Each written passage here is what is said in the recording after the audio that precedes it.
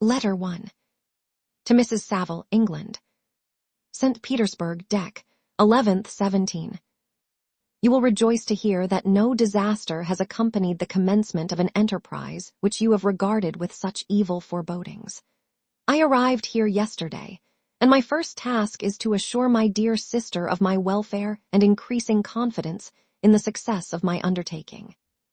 I am already far north of London, and as I walk in the streets of Petersburg, I feel a cold northern breeze play upon my cheeks, which braces my nerves and fills me with delight. Do you understand this feeling? This breeze, which has traveled from the regions towards which I am advancing, gives me a foretaste of those icy climes. Inspirited by this wind of promise, my daydreams become more fervent and vivid. I try in vain to be persuaded that the pole is the seat of frost and desolation. It ever presents itself to my imagination as the region of beauty and delight. There, Margaret, the sun is forever visible, its broad disk just skirting the horizon and diffusing a perpetual splendor. There, for with your leave, my sister, I will put some trust in preceding navigators. Their snow and frost are banished, and sailing over a calm sea, we may be wafted to a land surpassing in wonders and in beauty every region hitherto discovered on the habitable globe. Its productions and features may be without example, as the phenomena of the heavenly bodies undoubtedly are in those undiscovered solitudes. What may not be expected in a country of eternal light? I may there discover the wondrous power which attracts the needle, and may regulate 1,000 celestial observations that require only this voyage to render their seeming eccentricities consistent forever. I shall satiate my ardent curiosity with the sight of a part of the world never before visited, and may tread a land never before imprinted by the foot of man.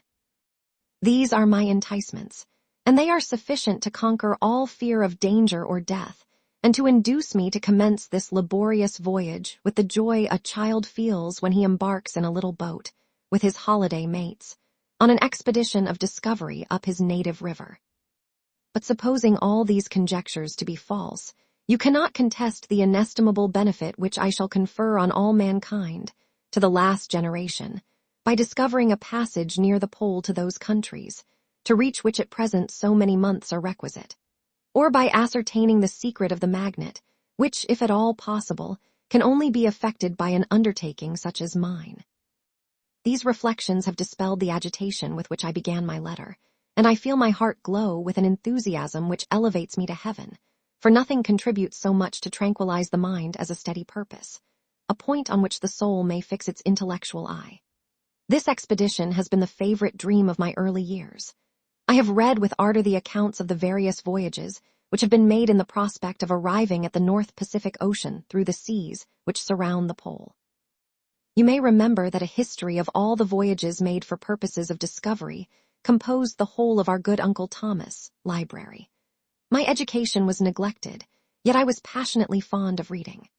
These volumes were my study day and night, and my familiarity with them increased that regret which I had felt, as a child, on learning that my father's dying injunction had forbidden my uncle to allow me to embark in a seafaring life. These visions faded when I perused, for the first time, those poets whose effusions entranced my soul and lifted it to heaven. I also became a poet, and for 1 year lived in a paradise of my own creation. I imagined that I also might obtain a niche in the temple where the names of Homer and Shakespeare are consecrated.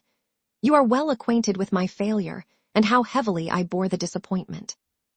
But just at that time, I inherited the fortune of my cousin, and my thoughts were turned into the channel of their earlier bent. 6 years have passed since I resolved on my present undertaking. I can, even now, remember the hour from which I dedicated myself to this great enterprise. I commenced by inuring my body to hardship. I accompanied the whale fishers on several expeditions to the North Sea. I voluntarily endured cold, famine, thirst, and want of sleep. I often worked harder than the common sailors during the day, and devoted my nights to the study of mathematics, the theory of medicine, and those branches of physical science from which a naval adventurer might derive the greatest practical advantage. Twice, I actually hired myself as an undermate in a Greenland whaler, and acquitted myself to admiration. I must own I felt a little proud when my captain offered me the second dignity in the vessel, and entreated me to remain with the greatest earnestness. So valuable did he consider my services. And now, dear Margaret, do I not deserve to accomplish some great purpose? My life might have been passed in ease and luxury, but I preferred glory to every enticement that wealth placed in my path. Oh, that some encouraging voice would answer in the affirmative. My courage and my resolution is firm, but my hopes fluctuate, and my spirits are often depressed. I am about to proceed on a long and difficult voyage, the emergencies of which will demand all my fortitude. I am required not only to raise the spirits of others, but sometimes to sustain my own when theirs are failing. This is the most favorable period for traveling in Russia. They fly quickly over the snow in their sledges. The motion is pleasant, and, in my opinion, far more agreeable than that of an English stagecoach. The cold is not excessive, if you are wrapped in furs, a dress which I have already adopted, for there is a great difference between walking the deck and remaining seated motionless for hours, when no exercise prevents the blood from actually freezing in your veins. I have no ambition to lose my life on the post road between St. Petersburg and Archangel. I shall depart for the latter town in a fortnight or 3 weeks, and my intention is to hire a ship there, which can easily be done by paying the insurance for the owner, and to engage as many sailors as I think necessary among those who are accustomed to the whale fishing. I do not intend to sail until the month of June, and when shall I return? Ah, dear sister, how can I answer this question? If I succeed, many, many months, perhaps years, will pass before you and I may meet. If I fail, you will see me again soon or never. Farewell, my dear, excellent Margaret.